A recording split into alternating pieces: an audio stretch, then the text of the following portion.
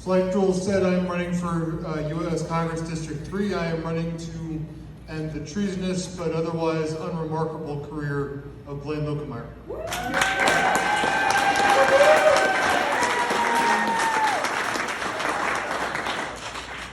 I feel like Blaine is summed up best of all by his newsletter. One of the only ways that he actually chooses to communicate with constituents. At the bottom of it, it says, if you don't have internet access, call such and such a number and somebody will read you the newsletter.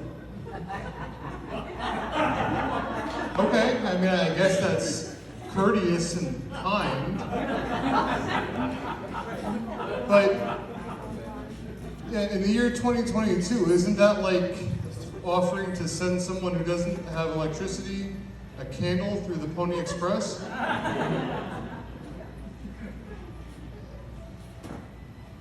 Throughout the state, we have many areas where internet access is either completely unavailable or is offered at such a low grade and low level of reliability that people can't be participating in this new economy that we have, that we've seen played out through the 2 years of COVID. Virtually every job, more or less, can be done remotely.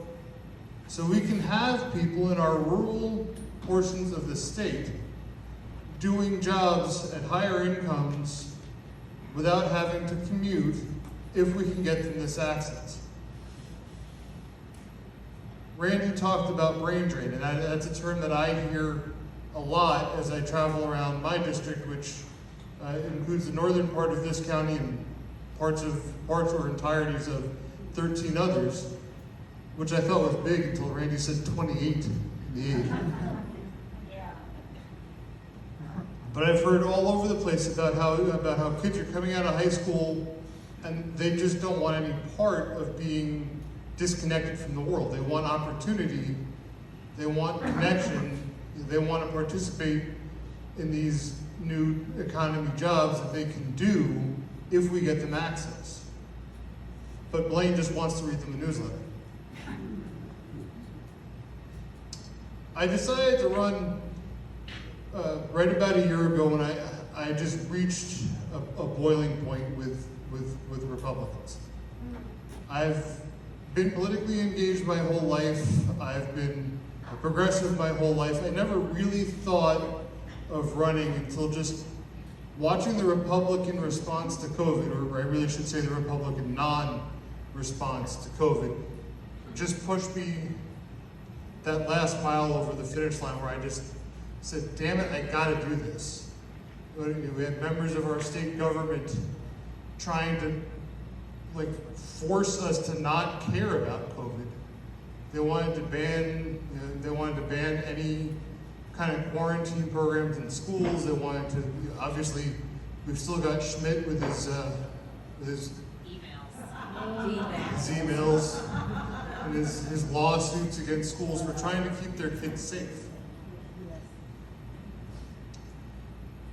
Missouri, I feel like, is really kind of going through an identity crisis when it comes to its politics. My belief is that in its heart, Missouri is actually a sapphire blue state.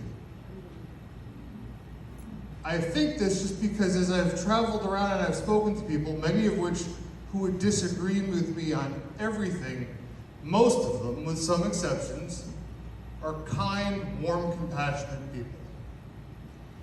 The Republican Party is none of those things. The Republican Party is malicious, vindictive, and uncaring, all for one and all for me.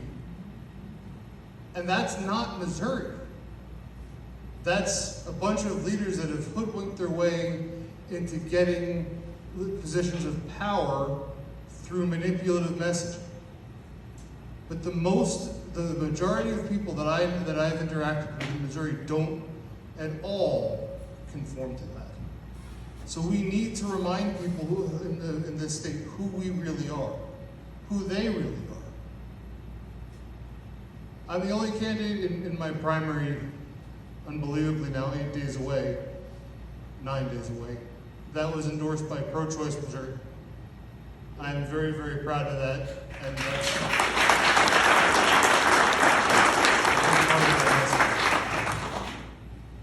there's no issue that I feel more strongly about than that. I was proud to be out there yesterday morning in Cottleville, Missouri, standing outside the party complex where Eric Schmidt and Ted Cruz.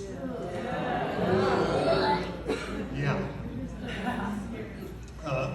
I actually was about 10 feet away from Teddy's motorcade as he was being led back to the airport, and that was way too close to Ted. I gotta say though, I was disappointed because when I got a message from that rally organizer asking me to speak where Ted Cruz was going to be, I thought for a moment I was going to Cancun.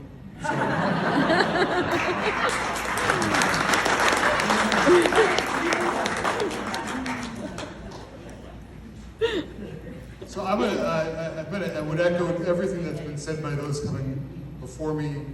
The assault on women's health care is a catastrophe that we have to address.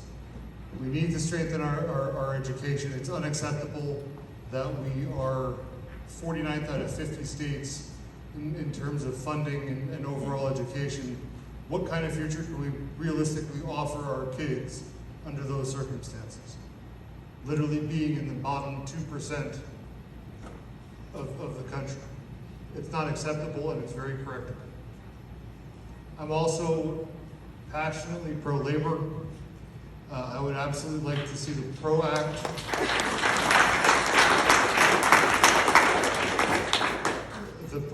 which the Biden administration backs, passed into law, ending any chance of right to work on the federal level, preventing employers from using many union busting tactics.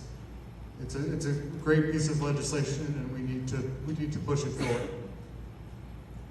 So once again, my name is John Carlin. That's Karlen.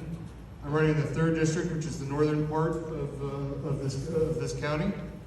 You can find me online at Carlin, Karlen, the number 4 Missouri, all spelled out.com. I've got pamphlets on the table.